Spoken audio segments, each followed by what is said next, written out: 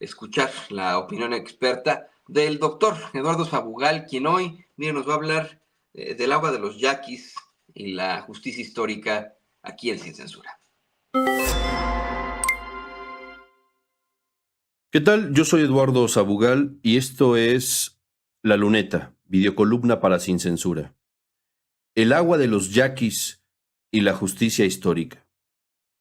En un texto de José Revueltas, titulado Viaje al noroeste de México, escrito en 1943, escribía: Los yaquis necesitan irrigación, tractores, abonos, semillas, agua potable, campos deportivos, escuelas cooperativas, cinematógrafos.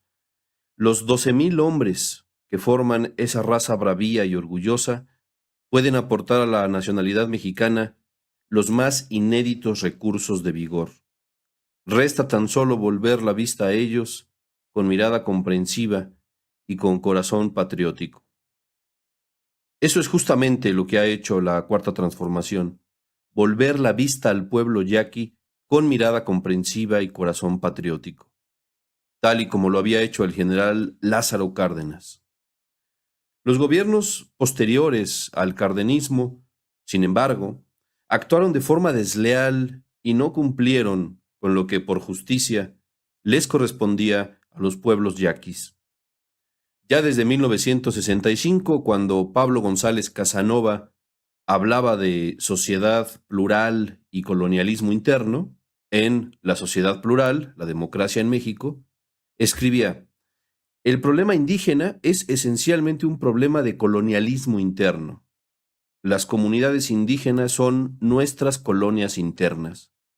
La comunidad indígena es una colonia en el interior de los límites nacionales.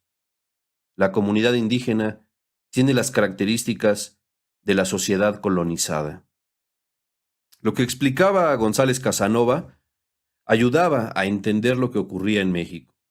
En las áreas de choque, es decir, en aquellas regiones en las que conviven indígenas y ladinos, se daban prejuicios, discriminación, explotación de tipo colonial y, desde el punto de vista político y económico, formas dictatoriales para alinear racial y culturalmente a las poblaciones. Es decir, se daba, en una palabra, una dialéctica entre grupos dominantes y grupos dominados.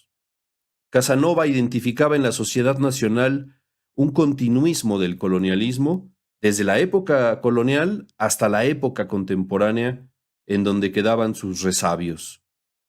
Ese colonialismo interno afectaba a la totalidad de la cultura, la sociedad y la política en México. De ahí que los programas de desarrollo de las zonas indígenas en los gobiernos posteriores a la Revolución se enfrentaban a la debilidad política de oponer siempre el centro a los intereses locales o intentar hilvanar esos intereses con los estatales, inhibiendo una política realmente descolonizadora. El fin del colonialismo interno, afortunadamente, se puede vislumbrar con el viraje radical que implicó el gobierno de la Cuarta Transformación. El agua de los yaquis es quizá el botón de muestra de ello, y el símbolo de una política humanista que inicia un nuevo periodo de colonial. El pasado domingo 3 de diciembre de este 2023, el gobierno de México transfirió el distrito de riego 18 al pueblo yaqui. Es algo de una importancia histórica tremenda y llama la atención la poca cobertura mediática al respecto, pues estamos hablando de que este distrito, el 018, el distrito de riego de los yaquis, será el primero administrado por un pueblo originario. Es decir, se ha reconocido en la práctica que se confía en la responsabilidad, la autonomía y la capacidad de autogestión de los pueblos yaquis. El distrito de riego, integrado por los 8 pueblos yaquis, Bicam, Potam, Torim, Rahum, Huiribis, Belém, Bacum y Cocorit, se abastecerá de la presa Álvaro Obregón, o Viachic, tendrá una superficie total de 126,259 hectáreas, ubicadas en el margen derecho e izquierdo del río Yaqui y contará con una capacidad inicial de 673 millones de metros cúbicos, que permitirán regar una superficie potencial de 61.223 hectáreas de cultivos.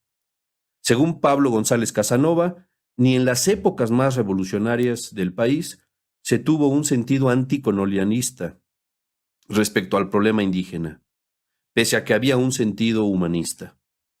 Hoy podemos decir que el nuevo humanismo mexicano implica por fuerza, ahora sí, una postura anticolonialista.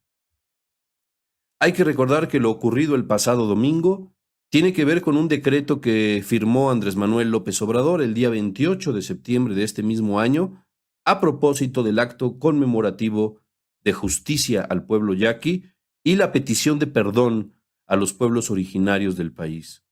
Ahí se aprobó el decreto presidencial que permitía al pueblo yaqui ejercer el derecho al agua para uso agrícola establecido en el acuerdo presidencial de 1937 y en la resolución presidencial emitida por el entonces presidente general Lázaro Cárdenas del Río.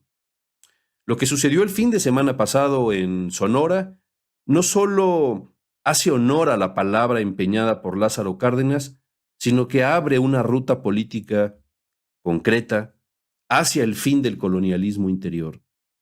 Se cumplen las resoluciones presidenciales del general Lázaro Cárdenas del Río de 1937 y 1940, y al mismo tiempo se da una señal clara de lo que deberá ser el segundo piso de la Cuarta Transformación, es decir, al gobierno que encabezará la compañera Claudia Sheinbaum. Como decía Pablo González Casanova, históricamente había existido un México social y políticamente marginal, y por eso, al hablar en serio de democracia, o de estabilidad política, o de progreso nacional, o de desarrollo económico, no se podía olvidar ese México marginal.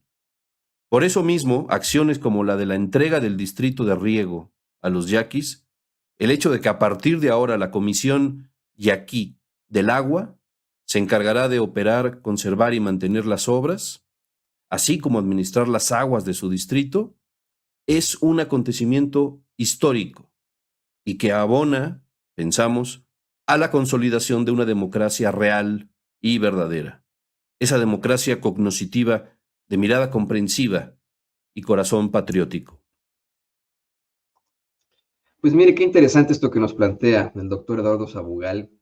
Efectivamente, hay muchísimo contexto detrás de pues el gran pueblo yaqui, la nación yaqui, y por supuesto que este restablecimiento de sus derechos, porque siempre los han tenido, ¿no? Pero de sus derechos que por tanto tiempo han sido ignorados, es de resaltar y es de pensarse, de analizarse profundamente. Pues un gran saludo al doctor Eduardo Sabugal aquí en Sin Censura. Y bueno, pues